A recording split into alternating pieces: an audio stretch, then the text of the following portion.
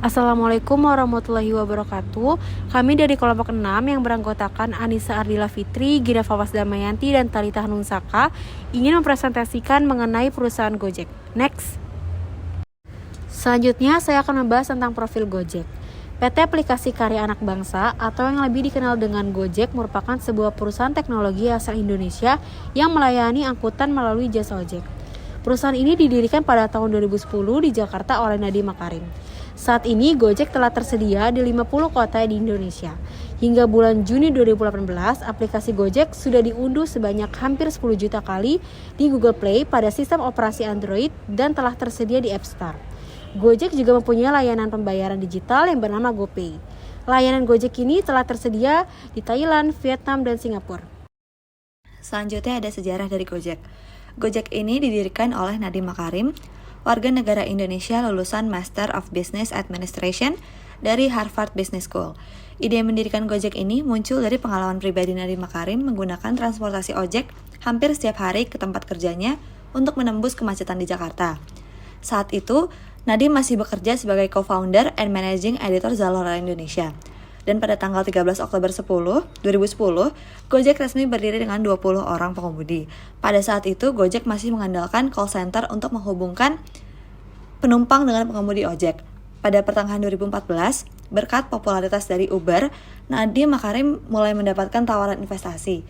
Dan selanjutnya pada 7 Januari 2015, Gojek akhirnya meluncurkan aplikasi berbasis Android dan iOS untuk menggantikan sistem pemesanan menggunakan call center.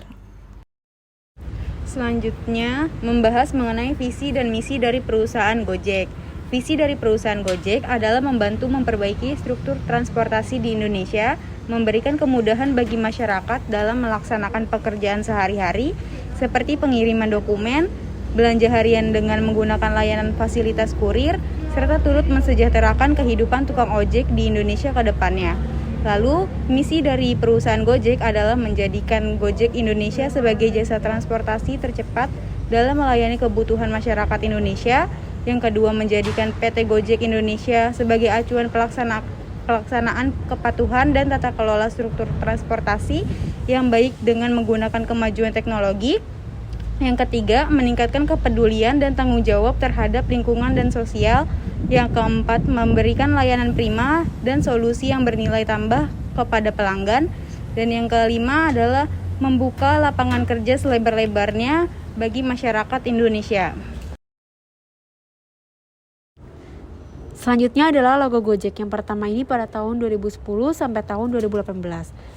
Pada tahun 2010 ini menggunakan ikon pengendara motor dan menjadi salah satu logo aplikasi yang paling ikonik, serta disandingkan dengan ikon WiFi sebagai tanda teknologi.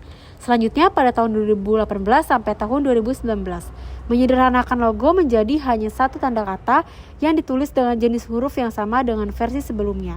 Dan yang terakhir pada tahun 2019 sampai sekarang, Gojek mengumumkan logo terbaru yang bernama Soft. Selain meluncurkan logo terbaru, Gojek juga menyertakan sebuah slogan baru yang berbunyi pasti ada jalan. Ditetapkannya Soft menjadi simbol yang mengingatkan kita semua kalau Gojek itu mempunyai berbagai solusi untuk setiap situasi dan memberikan kamu power untuk melewati keribetan sehari-hari. Pengingat bahwa di balik setiap tantangan pasti ada solusi untuk melewatinya. Selanjutnya ada beberapa fitur atau layanan yang diberikan oleh Gojek. Yang pertama itu dalam fitur payment, di sini Gojek itu memberikan kemudahan untuk para pelanggannya dalam membayar atau membeli sesuatu. Kayak misalnya itu ada GoPulsa yang memudahkan pelanggan untuk membeli pulsa melalui aplikasi Gojek. Lalu di fitur food delivery and shopping itu ada GoFood dan GoMart yang paling sering digunakan oleh para pelanggannya dalam membeli makanan. Selanjutnya itu ada fitur yang sangat sering digunakan oleh pelanggan, yaitu transport dan logistik. Yaitu di dalam transport dan logistik itu ada GoRide, GoCar, dan GoSend.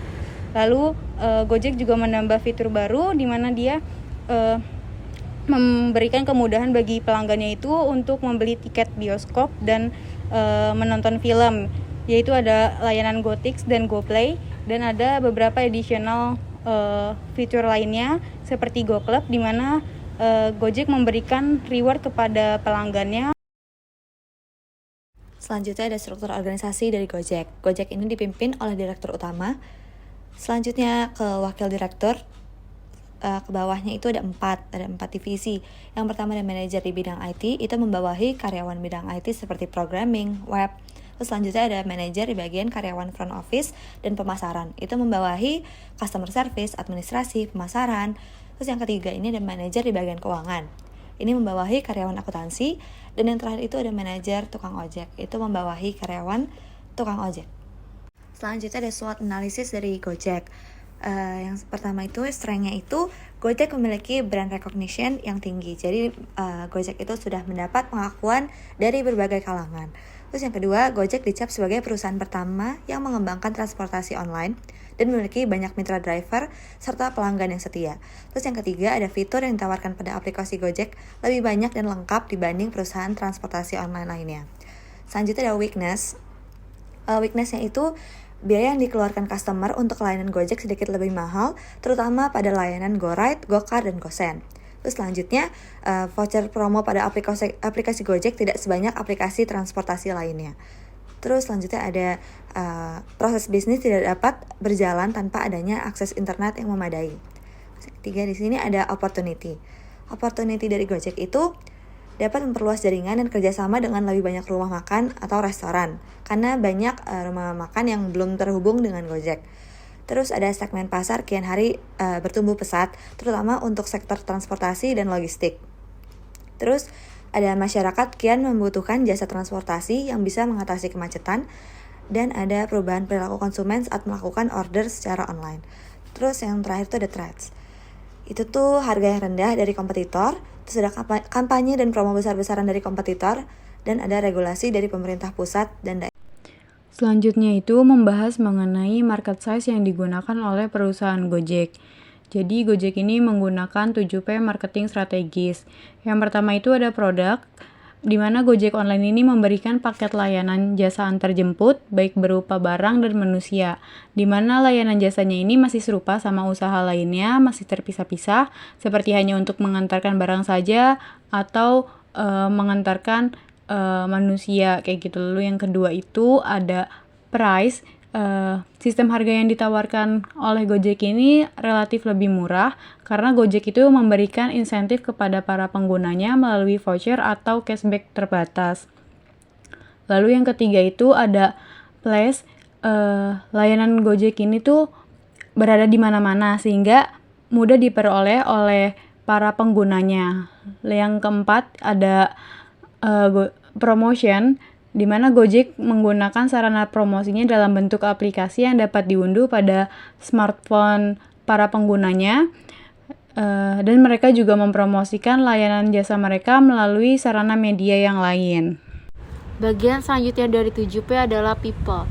Jasa layanan Gojek mempunyai manajemen tersendiri, serta personil yang terlibat dibekali dengan basic training dan sistem rekrut tersendiri. Komunitas driver menjadi salah satu tombak marketing yang dimiliki oleh Gojek dan menjadi sebuah promosi tidak langsung dari brand Gojek. Selanjutnya adalah proses. Untuk memperoleh jasa layanan Gojek, pelanggan dapat menggunakan aplikasi Gojek Online yang tersedia dan menyebutkan lokasi yang diinginkan sehingga akan memudahkan proses pelayanan jasa Gojek Online ini. Yang terakhir adalah physical evidence. Dalam konteks Gojek, physical evidence merujuk pada tampilan aplikasi, kendaraan, dan atribut yang digunakan oleh mitra driver sebagai representasi dari layanan yang ditawarkan oleh Gojek. Bentuk fisik dari Gojek adalah transportasi yang diwarnai hijau, putih, dan helm yang bertulisan Gojek.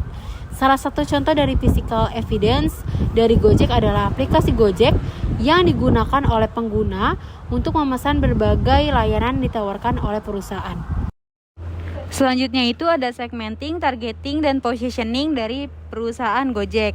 Segmenting merupakan proses pengelompokan pasar keseluruhan yang heterogen menjadi kelompok-kelompok atau segmen-segmen yang memiliki kesamaan dalam hal kebutuhan, keinginan, perilaku, dan respon terhadap program-program pemasaran spesifik. Segmen pasar utama Gojek adalah milenial. Gojek juga memiliki segmen pasar yang lebih khusus seperti bisnis kecil dan menengah, serta konsumen dengan kebutuhan khusus seperti pengiriman makanan dan barang-barang retail. Lalu yang kedua itu ada targeting, yang merupakan kegiatan menentukan pasar sasaran dengan memilih satu atau lebih segmen untuk dilayani, mengevaluasi daya tarik masing-masing segmen, dan memilih segmen-segmen sasaran yang tepat. Targeting pada Gojek ini sangat beragam. Hampir seluruh segmen dalam proses segmentation menjadi target dari Gojek. Nah, dengan layanan mobilitas yang beragam, para pengguna ini dapat memilih sesuai dengan kebutuhan mereka. Lalu yang ketiga itu ada positioning, yang merupakan strategi yang berusaha menciptakan diferensiasi yang unik dalam benak pelanggan sasaran sehingga membentuk citra atau image, menyusun produk yang unggul dibanding para pesaingnya. Misalnya dengan menyusun logo soft, Gojek ini memberikan slogan pasti ada jalan kepada para customer-nya. Dan Gojek ini juga hadir untuk menjawab segala permasalahan melalui teknologi. Selanjutnya ada strategi branding dari Gojek. Yang pertama ini ada diversifikasi layanan. Jadi Gojek dengan bijak merancang langkah-langkah untuk merambah lebih jauh ke dalam kehidupan sehari-hari masyarakat dengan menjanjikan berbagai layanan yang relevan. Seperti menjadikan transportasi jadi ekosistem multi layanan, kayak GoRide, GoFood, GoPay, dan GoMart. Ini tuh menjadi landasan bagi pencapaian citra merek yang kuat. Selanjutnya ada kemitraan strategis. Di sini, Gojek telah berhasil menjalin kemitraan yang kuat dengan berbagai entitas bisnis, merangkul sinergi yang nggak hanya nguntungin, tapi juga memberikan dampak positif yang luas bagi merek mereka. Jadi kayak dengan ngegandeng berbagai mitra seperti restoran, pusat perbelanjaan, penyedia layanan finansial, dan banyak lagi. Gojek menjadi lebih dari sekadar platform transportasi, tapi juga gerbang akses bagi berbagai layanan yang diinginkan oleh pelanggan. Terus selanjutnya ada interaksi pelanggan. Di sini, Gojek tidak hanya menginformasikan tentang pelayanan atau promosi terbaru, tetapi juga mengajak pelanggan untuk berpartisipasi dalam memberikan feedback dan masukan. Dan yang terakhir ada pemasaran kreatif. Di sini contohnya kayak kampanye terkait perayaan hari-hari besar atau gerakan sosial tertentu.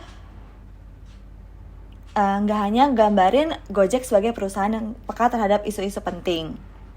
Jadi dengan melalui kampanye-kampanye ini, Gojek telah berhasil mencuri perhatian audiens, memicu pembicaraan, dan mengukuhkan posisinya sebagai merek yang inovatif dan berani. Selanjutnya adalah kesimpulan dari materi-materi yang sudah kami jelaskan. Gojek merupakan perusahaan yang selalu berinovasi dan mengembangkan aspek dan sumber daya yang dimilikinya secara kontinus untuk mencapai kepuasan pelanggan. Hal ini dapat dilihat dimulai dari segi logo dan slogan Gojek yang selalu berkembang mengikuti zaman dan memiliki arti yang tidak hanya sekedar kata-kata, tetapi juga mempresentasikan nilai-nilai yang dipegang teguh oleh Gojek. Selanjutnya dari segi branding dan pemasaran Gojek selalu berinovasi dengan menambah beberapa fitur baru yang dapat mempermudah pelanggan atau dengan selalu memberikan promo yang dapat menarik perhatian pelanggan sehingga mereka loyal terhadap Gojek dan terus menggunakan layanan yang diberikan oleh Gojek. Sekian presentasi dari kami, kurang lebihnya mohon maaf. Terima kasih.